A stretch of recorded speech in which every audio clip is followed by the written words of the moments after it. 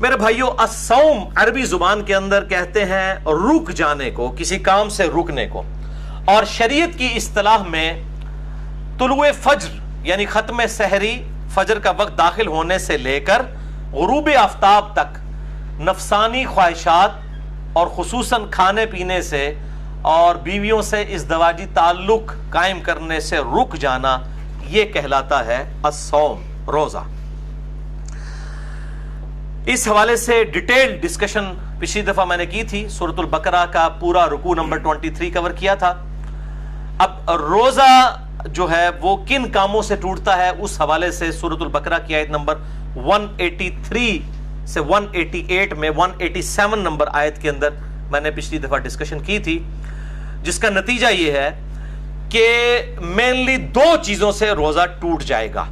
Number 1، کھانا پینا یا جسم میں کوئی چیز داخل کرنا، خواہ وہ ٹیکے کی شکل میں رگ میں ہو یا کھال میں ہو یا معدے میں کوئی چیز ٹپکا دی جائے۔ اور نمبر 2، بیویوں کے ساتھ ازدواجی تعلق کو قائم کرنا۔ اور صحیح بخاری میں اس کو سپورٹیو ایک تعلیقاً روایت موجود ہے، جس کی صحیح اسناد المصنف ابن ابی شیبہ میں اور باقی کتابوں میں آپ کو مل جائیں گی۔ بہرحال بخاری میں امام بخاری 1938 نمبر حدیث کی ہیڈنگ میں یہ لے کر آئے ہیں۔ ابن عباس کا قول، وہ فرماتے ہیں کہ روزہ جسم میں کوئی شے داخل کرنے سے ٹوٹے گا، کوئی شے نکالنے سے نہیں ٹوٹے گا۔ بالکل ایک کیٹاگوریکل ڈیسیژن انہوں نے کر دیا، کوئی چیز نکلے گی اس سے روزہ نہیں ٹوٹے گا، پیشاب نکلا یا کیا کسی کو آ گئی، اسی طریقے سے خود بخود احتلام نائٹ فال والا مسئلہ ہو گیا، اس حوالے سے روزہ نہیں ٹوٹے گا۔ البتہ ایک ایکسیپشن ہے جو عورتوں کے مینسز کے حوالے سے ہے، وہ روزہ اسی وقت ٹوٹ جائے گا اور اس کی قضا جو ہے وہ بعد میں کرنی ہوگی۔ تو اس حدیث کے تحت کہ جسم میں چیز داخل کرنے سے روزہ ٹوٹ جائے گا، ٹیکا ہو، ڈرپ ہو یا بلڈ ڈونیشن ہو، خون کسی کو دینا ہو، کسی نے یعنی خون لگوایا اپنے جسم کے اندر، یا سگریٹ پینا ہو، ان سب چیزوں سے روزہ ٹوٹ جائے گا۔ البتہ ایک تھوڑی سی آسانی ایکسیپشن کے طور پر اگر دی جا سکتی ہے تو جو دمے کے دائمی مریض ہیں ان کے لیے انہیلر کا جو ایشو ہے، باقی جو وقتی طور پہ مریض ہیں ان کے لیے تو ہے کہ وہ روزہ چھوڑ دیں اور اس کو جو ہے وہ نہ رکھیں، اس کی جگہ فدیہ دے دیں، وہ انشاءاللہ اگلی دفعہ آئے گا۔ جو ورس کنڈیشن ہے یا کسی کو وقتی طور پر کوئی روزہ جو ہے وہ چھوڑنا پڑ گیا یا توڑنا پڑ گیا تو بعد میں اس ایک روزے کی قضا کر لے۔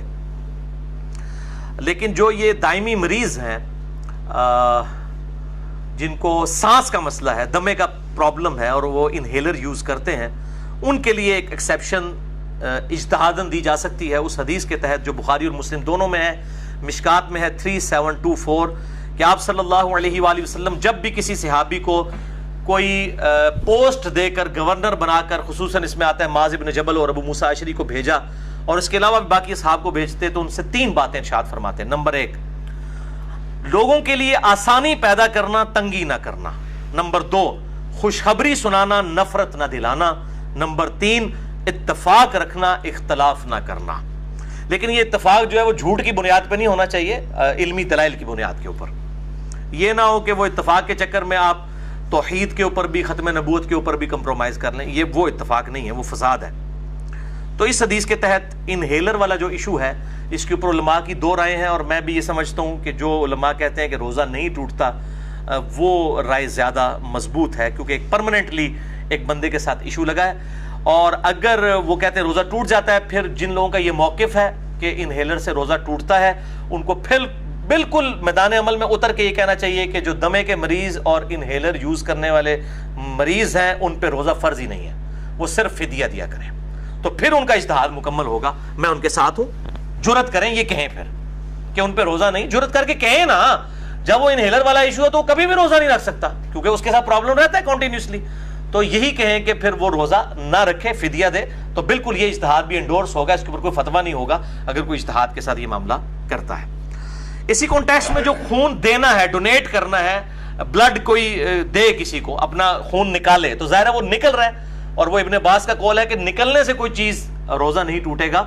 تو اس حوالے سے بخاری و مسلم کی ایک حدیث ہے مشکات میں 2002 کہ ابن عباس کہتے ہیں کہ نبی صلی اللہ علیہ وآلہ وسلم احرام کی حالت میں بھی اور روزے کی حالت میں بھی الحجامہ یعنی پچھنے لگوایا کرتے تھے، جسے ہم کپنگ کہتے ہیں، یہ طریقہ علاج ہے جس میں خون نکالا جاتا ہے. تو روزے کی حالت میں آپ صلی اللہ علیہ وآلہ وسلم خون نکلوا لیا کرتے تھے.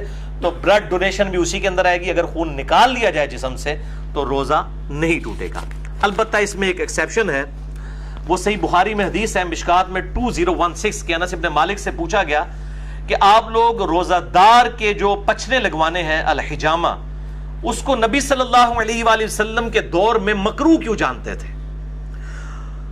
تو انس ابن مالک نے کہا کہ ہم اسے مکروہ نہیں جانتے تھے، یہ بالکل ٹھیک ہے، ہاں مگر کمزوری کے سبب.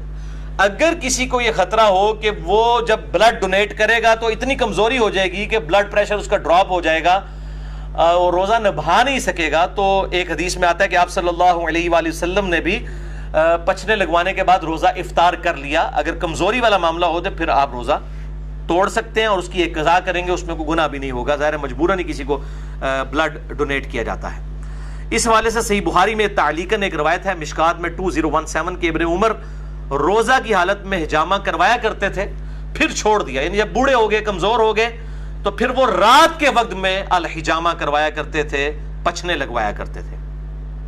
اب اسی پہ جو کہہ والا ایشو ہے، وامٹنگ کا، الٹی کر دینا جسے ہم کہتے ہیں اپنی مادری لینگویج میں، وہ بھی ہوگا کہ اگر کسی پہ کمزوری طاری ہو جائے الٹی کرنے کے بعد تو ٹھیک ہے، وہ روزہ اپنا اسی وقت کھول لے، بعد میں ایک قضا کر لے.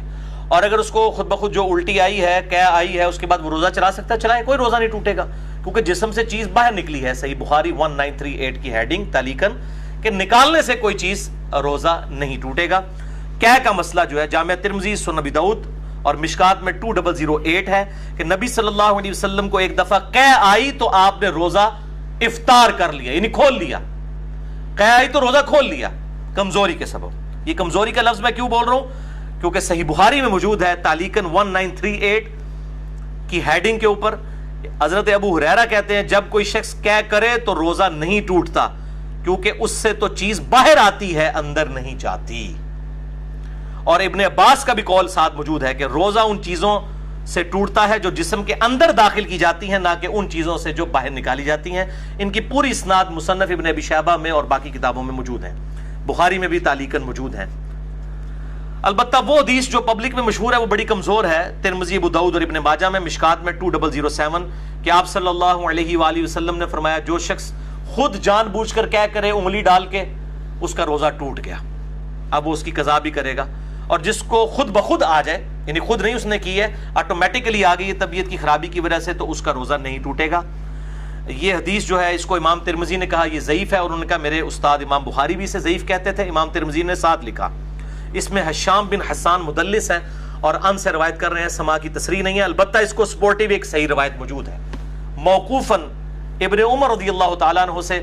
المصنف ابن ابی شیبہ میں انٹرنیشنل نمبر کے مطابق 9188 ابن عمر رضی اللہ تعالیٰ عنہ فرماتے ہیں جو شخص جان بوجھ کر کہہ کر دے، یعنی جان بوجھ کے انگلی ڈال کے، تو وہ شخص پھر اپنا روزہ افطار اسی وقت کر لے، اس کا روزہ ٹوٹ گیا.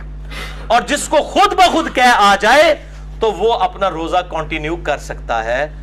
لیکن وہ بھی اگر کمزوری آ گئی تو وہ آپ حدیث سن چکے، آپ صلی اللہ علیہ وسلم کے ساتھ ایسا معاملہ ہوا. تو اگر کسی کو صبح ہی الٹی آ گئی ہے اور روزہ جو ہے وہ 15-16 گھنٹے کا، اس کو پتا پیٹ تو خالی ہو گیا، میرے تو بھوکنا کم ہو جائے گا، تو وہ کھول لے روزہ. پھر اس کو اجازت ہے کہہ والے کو کہ وہ روزہ نہ رکھے، اور اگر وہ چلانا چاہتا ہے تو چلائے، وہ روزہ شمار ہوگا. اسی طریقے سے بعض اوقات سحری کے بعد کھٹے ڈکار وغیرہ آ جاتے ہیں، تھوڑی سی الٹی گلے میں آئی، منہ میں آئی، پھر واپس چلی گئی، اس سے بھی روزہ نہیں ٹوٹے گا. البتہ عورتوں کو جو مینسز والا ایشو ہے اس پہ اجماع ہے کہ اسی وقت روزہ ٹوٹ جائے گا، چاہے افطاری سے 1 منٹ پہلے بھی اگر ایسا معاملہ ہوا تو روزہ اس کا ٹوٹ گیا، اس ایک روزے کی قضا کرنی ہوگی. البتہ جو احتلام والا ایشو ہے نائٹ فال کا مردوں کے ساتھ، اس کی وجہ سے روزہ نہیں ٹوٹے گا. اور اسی طریقے سے اگر کوئی جنبی حالت میں کسی نے صبح کی ہے تو بخاری مسلم میں حدیث میں انشاءاللہ اگلی دفعہ بیان بھی کروں گا کہ وہ بغیر غسل کیے سحری کھا کے روزہ رکھ سکتا ہے اور فجر کا وقت داخل ہونے کے بعد بھی غسل کر سکتا ہے. آپ صلی اللہ علیہ وآلہ وسلم سے یہ چیز ثابت ہے. البتہ اگر مشت زنی والا ایشو ہوگا، ہینڈ پریکٹس کا، جو مسئلہ نمبر 155 میں میں نے ڈیٹیل سے سیکس کے ایشوز بیان کیے، تو وہ روزہ توڑ دیں گے. اور اس پہ اب 2 رائے ہیں، کچھ کہتے ہیں کہ وہ 60 روزوں والا کفارہ ادا کریں گے، اور بعض کہتے ہیں نہیں، اس کے بدلے ایک قضا کی جائے گی، اور یہی موقف جو ہے وہ مضبوط ہے۔ ظاہر ہے کہ اس کو اس کے ساتھ کمپیئر کرنا جو ہے وہ زیادتی ہے، یہ اس انٹینسٹی کا معاملہ نہیں ہے۔ اب دوسری مین چیز جو سورۃ البقرہ کی 187 نمبر آیت میں آئی کہ دوسری جو مین چیز جس سے روزہ ٹوٹ جائے گا وہ بیویوں کے ساتھ ازدواجی تعلق والا معاملہ ہے۔ اسی کانٹیکسٹ میں بخاری اور مسلم میں حدیث ہے، مشکات میں 2000 نمبر ہے اس کا، کہ اما عائشہ رضی اللہ تعالیٰ عنہ کہتی ہیں کہ آپ صلی اللہ علیہ وآلہ وسلم روزہ کی حالت میں اپنی بیویوں کا بوسہ بھی لیا کرتے تھے اور گلے بھی لگا لیا کرتے تھے، لیکن آپ صلی اللہ علیہ وسلم تم سب سے زیادہ اپنی خواہش پر قابو رکھنے والے تھے، یعنی وہ اس سے زیادہ پھر آگے نہیں جاتے تھے کہ اگر کوئی اس سے بھی آگے چلا گیا اور ازدواجی تعلق قائم کیا پھر تو روزہ ٹوٹ گیا۔ تو یہ پرسن ٹو پرسن پھر ویری کرے گا۔ سنن ابی داؤد میں حدیث ہے، مشکات میں 2006، ایک آدمی نے آ کر آپ صلی اللہ علیہ وسلم سے پوچھا کہ کیا میں روزے کی حالت میں اپنی بیوی کے ساتھ جو ہے وہ گلا لگانے والا معاملہ کر سکتا ہوں؟ تو آپ صلی اللہ علیہ وسلم نے اجازت دے دی۔ پھر ایک اور شخص آیا، اس نے یہی سوال کیا، آپ نے اجازت نہیں دی۔ اور حضرت ابو ہریرہ کہتے ہیں پہلا شخص جس کو اجازت دی تھی وہ بوڑھا شخص تھا، اور جو دوسرا تھا وہ جوان تھا، اس کو آپ صلی اللہ علیہ وآلہ وسلم نے اجازت نہیں دی۔ تو اب یہ ڈیپینڈ کرتا ہے، بوڑھا جوان ہونا بھی ضروری نہیں ہے، کہ جو شخص اس حوالے سے قابو رکھ سکتا ہے اس کے لیے اجازت ہے، جو نہیں رکھ سکتا اس کے لیے پھر اجازت نہیں ہوگی۔ اب میرے بھائیوں، اسی کانٹیکسٹ میں کچھ ایسے اعمال ہیں کہ جو روزہ کی حالت میں کر سکتے ہیں، اور کچھ ایسے ہیں جن کو کرنے سے روزہ نہیں ٹوٹے گا، وہ بھی سن لیجئے۔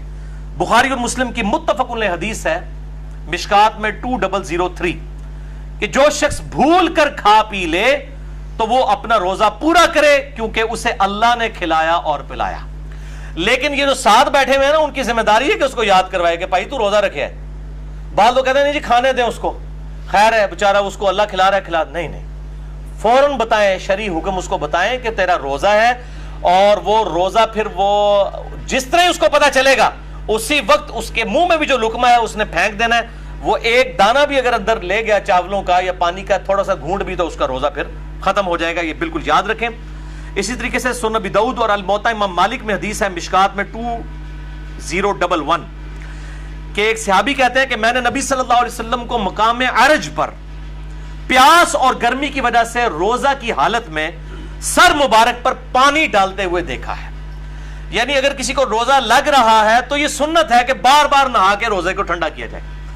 اور ادھر جو مولوی ہیں انہوں نے شامت اٹھائی ہوتی ہے اعتکاف والوں کی، اور ان کو بالکل گندا مندہ کر کے اعتکاف میں بٹھایا ہوتا ہے۔ وہ کہتے ہیں جی جو پہلے دن آپ نے کپڑے پہنے یہی 10 دن پہن کے رکھنے ہیں، کوئی ناخن نہیں کاٹنے، غسل فرض کے علاوہ غسل نہیں کرنا، کیونکہ آپ مسجد سے باہر نہیں نکل سکتے بغیر مجبوری کے، تو وہ تو اعتکاف ٹوٹ جائے گا۔ تو یہ مسجد کی باؤنڈریز میں وہ فنائے مسجد جو ہے، جو غسل خانے ہیں اور ٹائلٹس ہیں، یہ فنائے مسجد کی باؤنڈریز میں شمار ہیں شرعی احکام سے۔ بلکہ بخاری اور مسلم میں موجود ہے، نبی صلی اللہ علیہ وسلم تو سیدہ صفیہ کو اپنے گھر تک چھوڑنے کے لیے گئے تھے اعتکاف کی حالت میں۔ اپنے گھر آ کے کھانا بھی کھا سکتے ہیں، اعتکاف نہیں ٹوٹے گا، بہرحال اور کوئی فالتو کام نہ کیے جائیں۔ تو اسی طریقے سے اگر کوئی غسل کرتا ہے گرمی کی وجہ سے تو سنت ہے، کوئی ایسا مسئلہ نہیں، کر سکتے ہیں۔ بلکہ اب تو الیاس قادری صاحب نے بھی اپنا فتویٰ واپس لے لیا ہے، کہ وہ کہتے ہیں جی فتاویٰ رضویہ شریف کی ایک جلد اب چھپ گئی ہے، اس میں اعلیٰ حضرت کا بھی فتویٰ ہے کہ معتکف جو ہے وہ ضرورت کے بغیر بھی غسل بھی کر سکتا ہے، وضو بھی کر سکتا ہے۔ تو اب دعوت اسلامی والوں نے بھی اجازت دے دی ہے۔ پہلے انہوں نے وہ اسی طریقے سے گندا کر کے لوگوں کو بٹھایا ہوتا تھا، اور یہ اسی طریقے سے معاملے چل رہے ہوتے تھے۔ حالانکہ مطلب احادیث پہلے سے موجود ہے، لیکن جب بزرگوں کی کتابیں ڈسکور ہوتی ہیں، دریافت ہوتی ہیں، پھر ان کو کہتے ہیں ہاں جی واقعی جی دیسی بھی لکھے ایسی جی، ٹھیک ہے نا، تو وہ پرائرٹی تو بزرگ ہوتے ہیں۔ اسی طریقے سے صحیح بخاری میں تعلیقاً 1930 نمبر حدیث کی ہیڈنگ میں ہے کہ ابن عمر روزہ کی حالت میں گیلے کپڑے جسم پر ڈالا کرتے تھے۔ یہاں پہ بھی ہمارے پنجاب کے اندر رواج ہے، جب زیادہ گرمی ہوتی ہے لوگ رومال جو ہے وہ گیلا کر کے کپڑوں کو بھی گیلا کرتے ہیں، لیکن اس میں آپ اپنے کپڑے گیلے کریں۔ یہ لوگوں کے اوپر جو پانی پھینکتے ہیں اور کہتے ہیں جی کسی بڈھے ہوتے پانی سے اٹھوتے بارش ہوتی ہے، یہ بالکل غلط بات ہے۔ اس طریقے سے کسی کے ساتھ یہ کام نہ کریں، اپنے ساتھ ضرور آپ کرنا چاہتے ہیں کریں، اور ایسا معاملہ بھی نہ ہو کہ آپ نے اتنے باریک کپڑے پہنے ہیں کہ آپ ان کو بالکل گیلا کر لیں اور آپ کپڑوں میں ہی ننگے نظر آ رہے ہوں۔ یہ اس چیز کا بھی اہتمام کرنا چاہیے۔ جامعہ ترمذی، سنن ابی داؤد، سنن نسائی اور ابن ماجہ میں حدیث ہے، مشکات میں 405، کہ آپ صلی اللہ علیہ وآلہ وسلم نے فرمایا روزہ کی حالت کے علاوہ ناک میں خوب پانی چڑھاؤ، غسل میں بھی اور وضو میں بھی، لیکن روزے کے علاوہ، کیونکہ روزے کی حالت میں اگر ناک میں آپ نے اوپر تک پانی پہنچایا تو اگر کسی کا غسل فرض ہے تو وہ بس نارملی ناک کو جتنا آسانی سے جاتا ہے اوپر تک، بہت اوپر نہ چڑھائے، کیونکہ اگر دماغ تک پانی پہنچ گیا اور حلق میں ایسا پہنچا کہ اندر چلا گیا، دونوں صورتوں میں روزہ ٹوٹ جائے گا۔ وضو، غسل، تیمم اور استنجا کے اوپر مسئلہ نمبر 42 میرا اہل سنت پاک .com ہماری ویب سائٹ پہ دیکھ سکتے ہیں۔ اب میرے بھائیوں کچھ اہم فقہی مسائل جلدی جلدی کور کر دوں۔ صحیح بخاری میں 1930 سے لے کر 1938 تک یہ جو کل 9 احادیث کی ہیڈنگز کے اندر امام بخاری تعلیقاً لے کر آئے ہیں، اور مکمل اسناد اس کی المصنف ابن ابی شیبہ میں موجود ہے بڑی ڈیٹیل کے ساتھ، اور اکثر چیزوں کے اوپر تو ان پہ اجماع ہے۔